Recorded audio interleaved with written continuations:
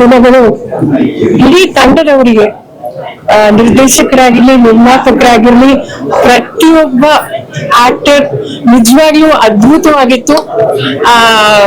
Cinematography, ನಿರ್ದೇಶನ, acting, ಅವೇ ನಿಜವಾಗ್ಲೂ 2.5 hours ಹೇಗ್ ಕಳೀತೋ ನನಗೆ ಗೊತ್ತಾಗ್ತಿಲ್ಲ.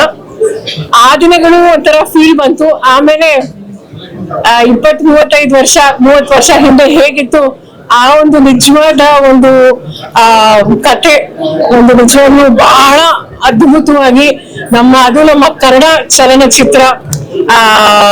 ನಾನು ಪ್ರತಿಯೊಬ್ಬರಿಗೂ ಅಷ್ಟೇ, ದಯವಿಟ್ಟು ನಮ್ಮ ಕನ್ನಡ ಸಿನಿಮಾನ ಪ್ರೋತ್ಸಾಹಿಸಬೇಕು. ಪ್ರತಿಯೊಬ್ರು ಅಷ್ಟೇ, ಆದಷ್ಟು ಬೇಗ ನೀವು ಪ್ರತಿಯೊಬ್ರು ಹೋಗಿ ಈ ಪಿಕ್ಚರ್ ನ ನೋಡ್ಬೇಕು.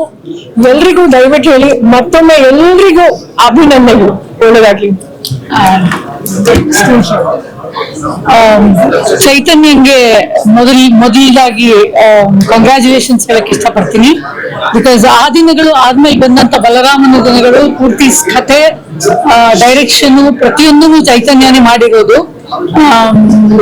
Is an amazing artist.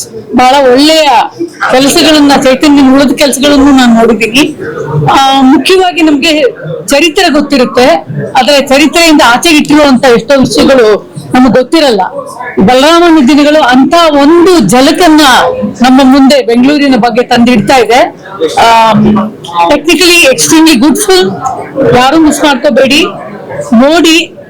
ತುಂಬಾ ಕಷ್ಟಪಟ್ಟು ಕೆಲಸ ಮಾಡಿದ್ದಾರೆ ಎಲ್ಲರೂ. It's one beautiful thing. ಇಲ್ಲಿ ಎಲ್ಲೂನು ಈಗ ಪ್ರಚಾರ ಆಗ್ತಿರೋ ತರ ಹೇಟ್ರೆಡ್ ಇಲ್ಲ. ಹಿಸ್ಟ್ರಿಯಲ್ಲಿ ಏನಾಯ್ತು ಅನ್ನೋದಿದೆ. And violence is not the violence that will harm. Please watch it. Thank you.